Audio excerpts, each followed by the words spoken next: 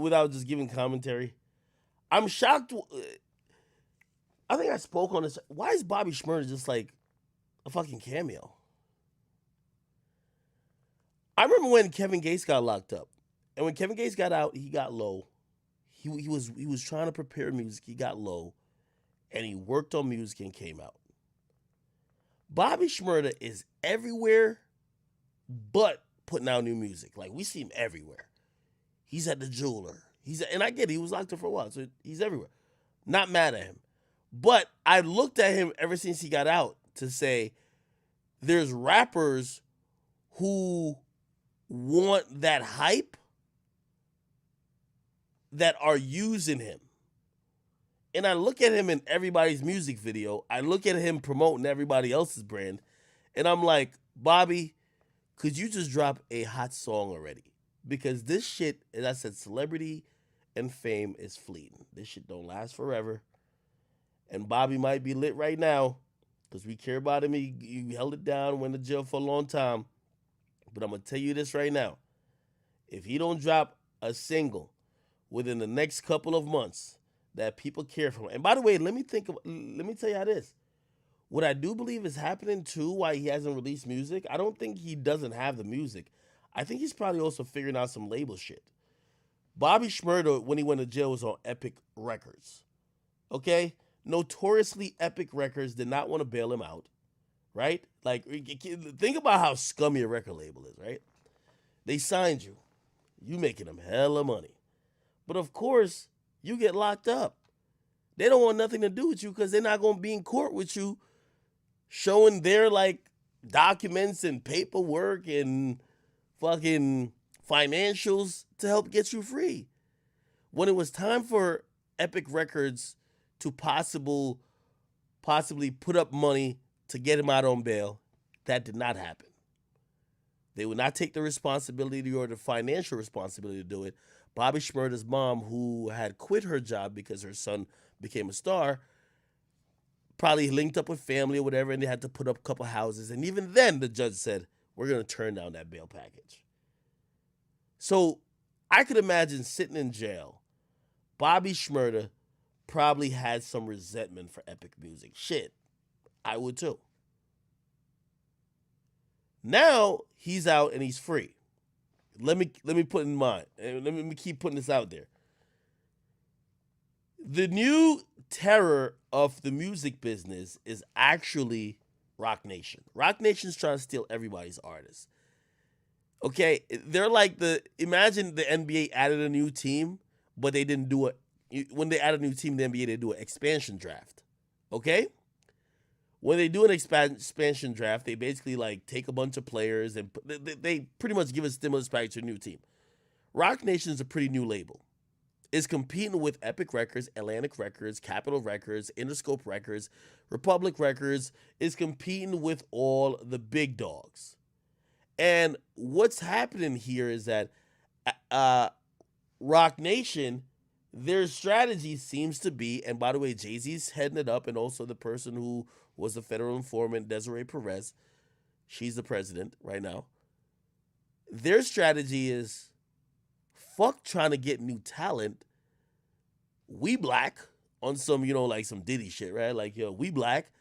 Let's poach the current artists from other people. Roc Nation's trying to get Meek Mill from out of MMG to be signed to Roc Nation. They gave him a deal for Dream Chasers. So Dream Chasers, which is Meek's label, is on Roc Nation. They're trying to get Meek from MMG and Atlantic to be on the Roc Nation. They're trying to get Meg Thee Stallion from Cole Crawford to be from Cole Crawford 13 or whatever records to be on Roc Nation. They got lawsuits flying over that, injunctions, all type of shit. They tried actively to squeeze out Don Cannon and DJ Drama out of Uzi's business and to get Uzi on Roc Nation as well. By the way, for all the artists they can't sign, they manage all of them. So if you ask me what's going on, I think with the assistance of Meek and some of the other people that have been around Bobby, they're trying to get Bobby on Roc Nation. But when you're doing that, you got to handle who he signed to first. He probably don't like Epic Records, but Rock Nation gonna smooth that out. They gonna be like, we're his management. He wants to be over here with us. What we got to do? Epic Records, they're gonna be like, even if we ain't bail that nigga out, he still owes us whatever. I think they're actively gonna try to bring him over to Rock Nation. So if you ask me, to make a long story short, why I think he hasn't put out music, I think he's sorting out his situations with his label. Okay? But still, as a fan, when I see him being a cameo in everybody else's shit, I'm like, come on, bro. Anyway, I apologize for that little soliloquy. Let me go back and I'm gonna play the whole Meek song, okay? Thoughts on that Meek Mill song? I think it was good. I think it's different though. So again, and I know y'all will always say any comment I have on Meek will always probably have some tint of maybe biasness or some shit like that. The nigga threatened my life. I can't really speak too unbiased about him. I'm sorry. But I tried to. That song was good. The thing I would probably say though with Meek is that I've watched rollouts for him before. There's a few things he always checks a couple boxes. He kills. I mean, kills like a fucking what's it called? He usually kills a Funk Flex freestyle. Kills it. Like one of the few people who shows up to a radio station album week or a couple weeks before an album and annihilates it. He always checks that box and gets an A+. He also, at least if you ask me, he heats up the streets.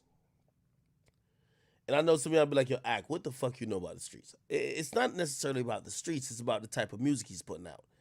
If you think about Meek, like, I remember when Meek did the 4 for 4s. And, like, I mean, I ain't talking about food, motherfuckers. Like, he dropped, like, 4 tracks and he did, like, part 1, then part 2 later.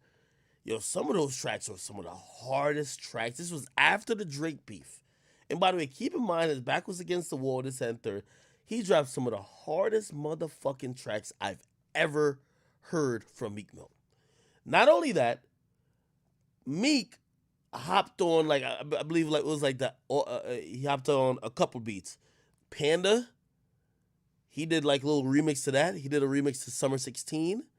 He did a remix to All the Way Up. Brilliant. Like, that nigga was going crazy. Okay? And I think that was like, watching his career, that he needed to do that to get people back into Meek Mill zone before he put his album out.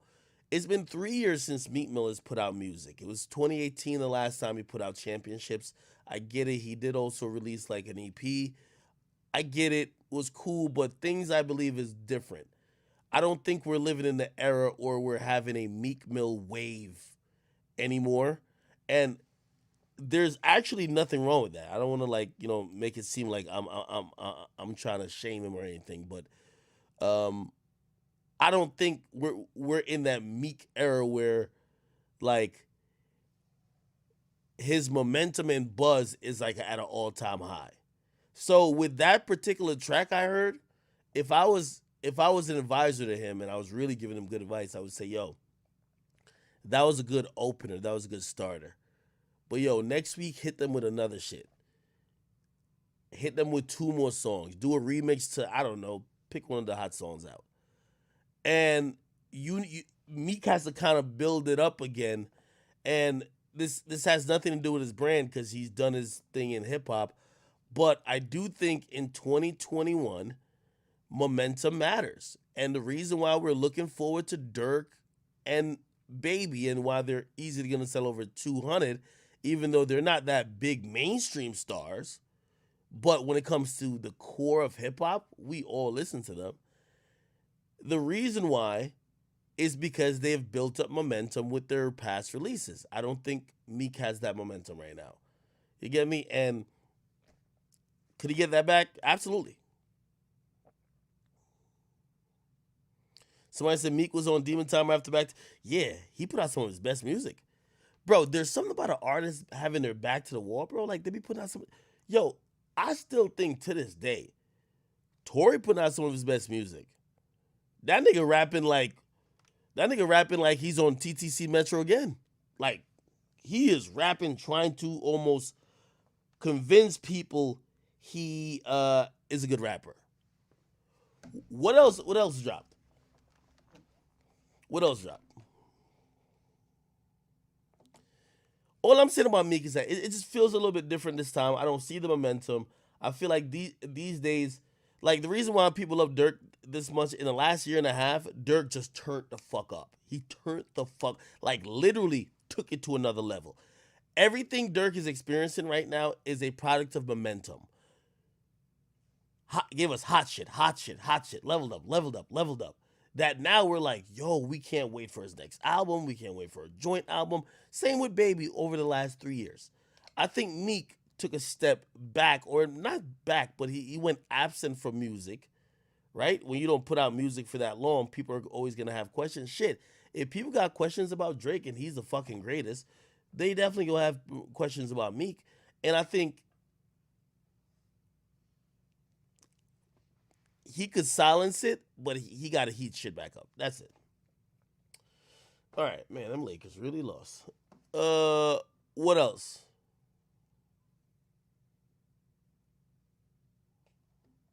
So I said Toronto niggas robbed the cartel. By the way, chat, I